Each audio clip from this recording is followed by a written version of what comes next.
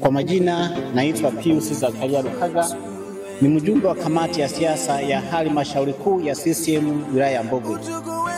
Leo tarehe 17 mwezi wa 3 2025 tumekuja hapa Chato kwa kumbukizi ya mpendwa wetu hayati Daktari John Pombe Magufuli. Tukiwa hapa Chato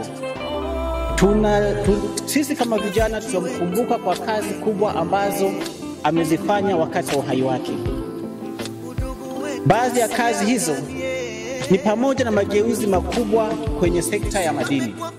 Kwenye sekta ya madini, Daktari John Pombe Magufuli alikuwa na shauku ya kuona wazawa wananufaika zaidi na sekta ya madini.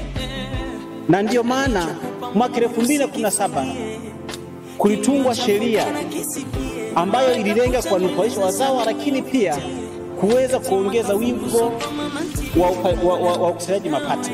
Na mpaka sasa tunapozungumza, serikali ya Daktari Samia Suluhu Hassan imeendeleza dhamira hiyo. Mpaka tunapozungumza, 40% ya mapato yote yanayotokana na madini ni mchango kutoka wachimbaji wadogo wadogo.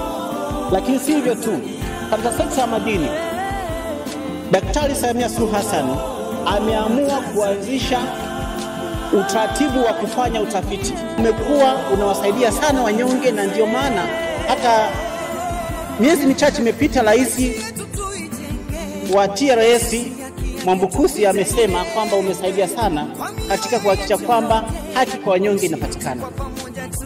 Lakini mambo mengine, tukiwa hapa Chato tunamkumbuka hayati John Pombe Magufuli katika kuwa na shauku ya kuona mtaala na mifumo ya elimu inabadilika.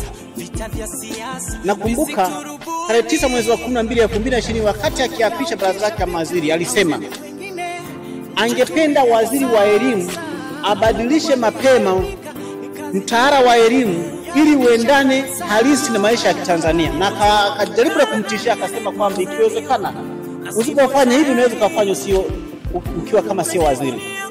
Lakini mpaka sasa hivi tunapozungumza, tarehe 1 mwezi wa 2 2025, tayari mtaala mpya wa elimu ulizinduliwa na Rais wa Jamhuri ya Muungano wa Tanzania Daktari Samia Suluhu Hassan. Na mtaala huo utakuwa na mkondo miwili. Kuna mkondo wa juu na mkondo wa amani. Mkondo wa amani, watu watasoma masomo 4 na somo la biashara lazima, lakini pia watachagua fani 15. Watachagua masuala ya uchimbaji na utenduaji, watachagua masuala ya taifa tulinde vyote vile. Urafiki wetu uendelee, udugu wetu usiangamie, tusimame kwa pamoja kwa lolote lile, taifa tulinde vyovyote vile. Alichokupa Mungu usikifungie, kiliochafuka na kisikie. Unaweka kucha nywele za saluni uvutie, yatima kafukuzwa kwa mama ntilie.